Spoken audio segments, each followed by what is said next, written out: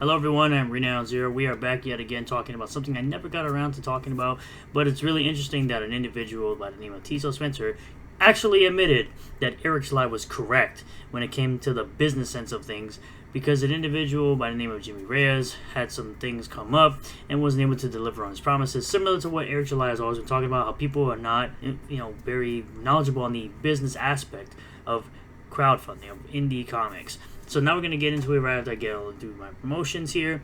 Gooding the Polymath comes out in just 11 days. At least the fulfillment does. You guys can get in on all the different covers.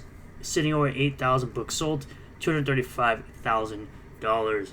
Getting in on this, written by Mike Barron, arguably the best Punisher writer, and penciled by Will Conrad. Getting on your Blade Devil 2s here. Chains of Blood, coming very soon, I assure you. Great anime manga style type of book if you want to get into it. You got covers A, B, and C. You always have the cover D as well, which is down here. You can get it on this amazing, awesome artwork right here.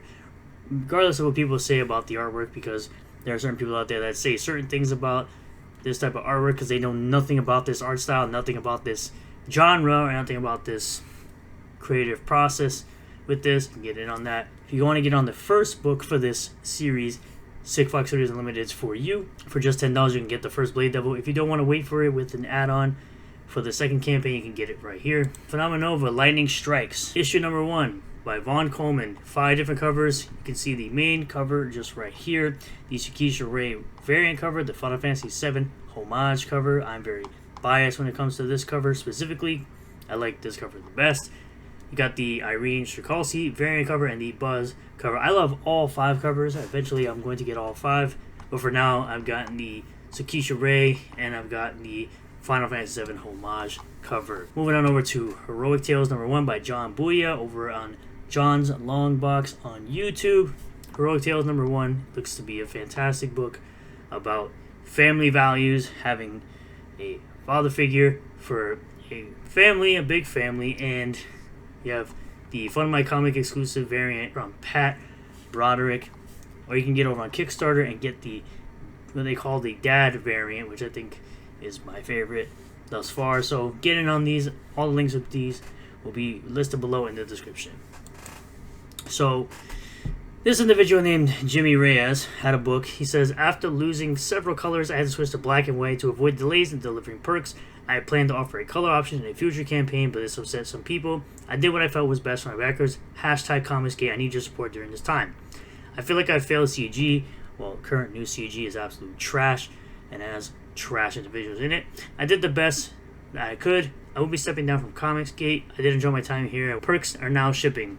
Thank you, The Man Skyver, the Katie Did, F's Dogs, and everyone. And Matt Barr says, why are you thanking the Poodle Effer? There's a lot of us you've streamed with and helped promote you and your book. I thought hobbits were made of stronger stuff. Now, of course, the Preferred Scopo says, nah, think positive, keep pushing forward, learn from this lesson. It seems the common sentiment from people reacting to the situation is that backers are willing to wait, but all they ask for is communication. Delays are sometimes unavoidable, and that's okay that you got this.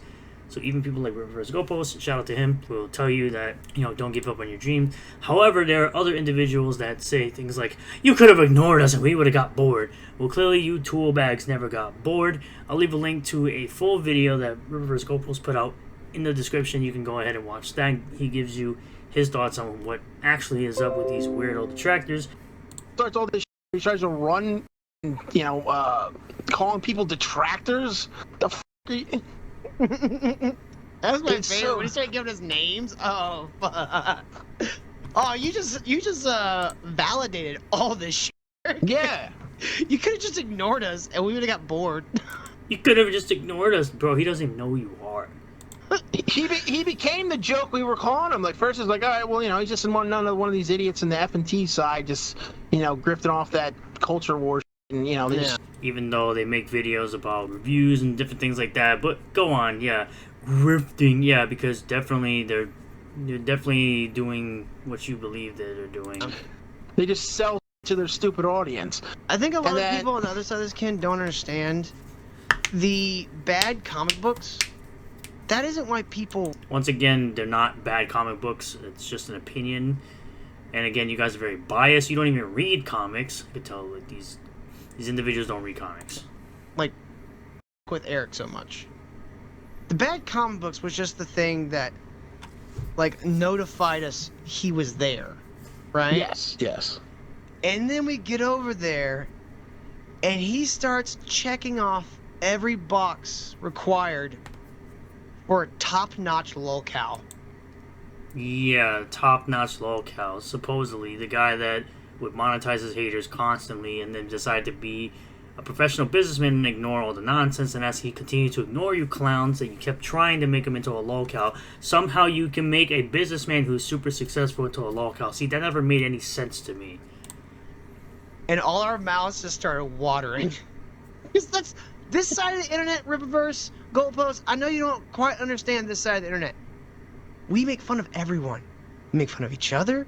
We make fun of everything. Yeah, this side of the internet is boring and dumb. It's like, oh, we're gonna make fun of everyone and not have actual, show what they actually like. Like, you're boring. You're just like every other content creator just like you that does the exact same thing. We'll just make fun of everybody. Oh, fun content, yeah. And if someone can't handle it, that's juice. You know what I mean? Like, It gets you going. if DSP could have handled people making fun of him and just accepted that he's a